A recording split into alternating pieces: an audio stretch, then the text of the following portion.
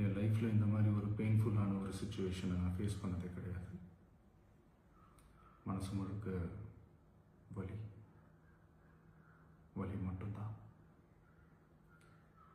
இந்த சுற்றுப்பயணத்தில் என்னென்ன மக்கள் பார்க்க வராங்க, அதுக்கு ஒரே ஒரு காரணம் தான், அவங்க என் மேலே வச்சிருக்கிற அன்பும் பாசம். அந்த அன்புக்கும் பாசத்துக்கும் நான் எப்பவும் கடமைப்பட்டிருக்கிறேன். அதனால தான் இந்த சுற்றுப்பயணத்தில் மற்ற எல்லா விஷயங்களையும் தாண்டி மக்களுடைய சேஃப்டி, அதில் எந்த காம்ப்ரமைஸும் பண்ணிடக்கூடாதுன்றதுக்காக தான் அது என் மனசில் ரொம்ப ஆழமாக இருக்கும் அந்த எண்ணம். அதனால தான் இந்த அரசியல் காரணங்கள் எல்லாத்தையும் தவிர்த்துட்டு ஒதுக்கி வச்சுட்டு மக்களுடைய சேஃப்டி மட்டும் மைண்டில் வச்சுக்கிட்டு அதுக்கான இடங்களை சூஸ் பண்ணுறது, அதுக்கான இடங்களை பார்த்து பெர்மிஷன் கேட்குறது, போலீஸ் டிபார்ட்மெண்ட்டில் அதை ரிக்வெஸ்ட் பண்ணி கேட்போம்.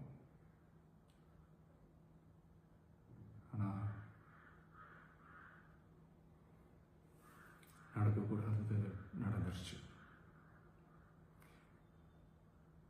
நானும் மனுஷன் தானே. அந்த நேரத்தில் அத்தனை பேர் பாதிக்கப்பட்டு இருக்கும்போது எப்படி அந்த ஊரை விட்டுட்டு என்னால் கிளம்பி வர முடியும்? நான் திரும்ப அங்கே போகணும்னு இருந்துச்சுன்னா அதை ஒரு காரணம் காட்டி அங்கே வேறு சில பதட்டமான சுச்சுவேஷன்ஸ், வேறு சில சம்பாவிதங்கள், அந்த மாதிரி எதுவும் நடந்துடக்கூடாதுன்றதுக்காக தான் நான் அவாய்ட் பண்ணேன்.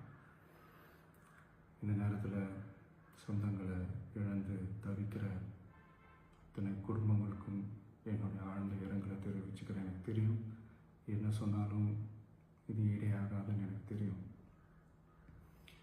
ஹாஸ்பிட்டலில் ட்ரீட் பண்ணிகிட்ருக்கிற எல்லாருமே சீக்கிரமாக க்யூர் ஆகி வரணுன்றதை இந்த நேரத்தில் நான் வேண்டிக்கிறேன். கூடிய சீக்கிரமே உங்கள் எல்லாரையும் நான் சந்திக்கிறேன்.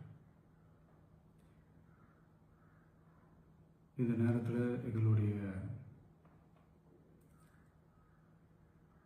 வலிகளை, எங்களுடைய நிலைமையை புரிஞ்சுக்கிட்டு எங்களுக்காக பேசின அரசியல் கட்சிகளை சார்ந்த நண்பர்கள், தலைவர்கள் அனைவருக்கும் என்னுடைய நன்றியை தெரிவிச்சுக்கிறேன்.